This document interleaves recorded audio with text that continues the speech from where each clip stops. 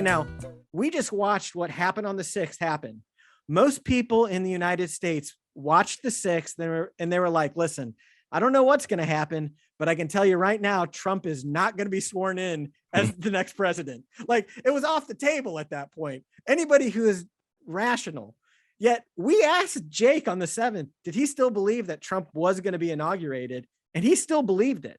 There were many people in Q. There's people in Q who still believe it right now. Like, Trump's coming back. He's going to be reinstated. I think many of the people who, frankly, are kind of in the Mike Lindell quadrant of what's happening still think that's going to happen. And so you got to understand that QAnon kind of animated many of the things that Jake was doing, but also what he was doing was he was using his costumes and his sort of eccentric behavior and the Q sent me messaging to try to drive people sort of down the rabbit hole, so to speak.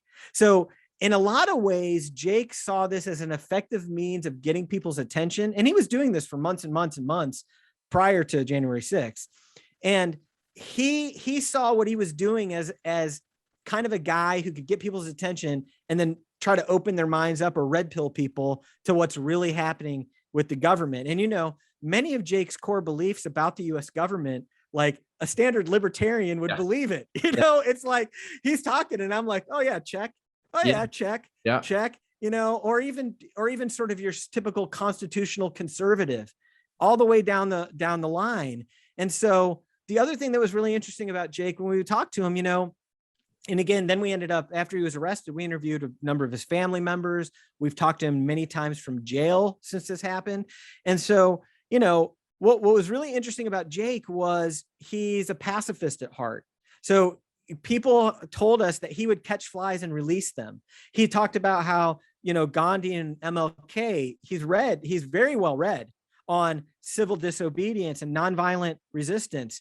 He's very articulate. Like, he is, you know, the guy is astute. And when you listen to him and when the film comes out, people are going to be kind of shocked. Like, oh, wow, this guy actually can articulate himself well. He knows what he's talking about. And a lot of the things he's talking about are accurate. Mm-hmm. And so, you know, that was one thing that is really striking about him. The other thing that's very striking about our interview with Jake is that we're talking to him at 10 a.m.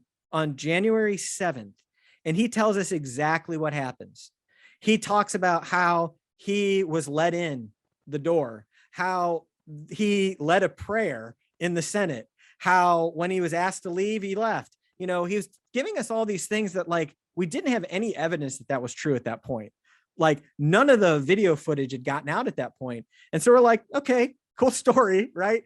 Well, then what ended up happening is we start getting this footage coming out, and what's going on? People are being let in. Like, there's people sort of milling around inside the Capitol, and the cops are just standing there.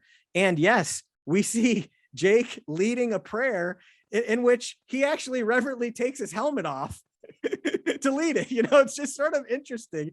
And it's like, yes, he did leave a note for Mike Pence that said, it's only a matter of time. Justice is coming.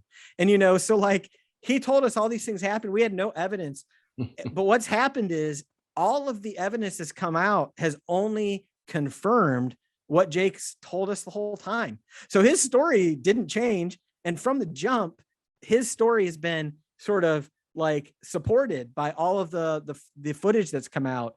And the other thing that I would say that struck us about Jake was that he absolutely believed that he did nothing wrong.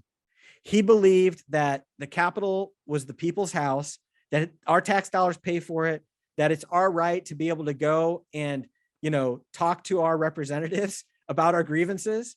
And he didn't think he was going to be in any trouble whatsoever, to the point that he voluntarily called the FBI without a lawyer. He set up an appointment with them and went in to meet them. And in fact, in the backseat of his car, when he went to that appointment with the FBI, was his costume, because he was going to go from that appointment to go protest at the Arizona Capitol.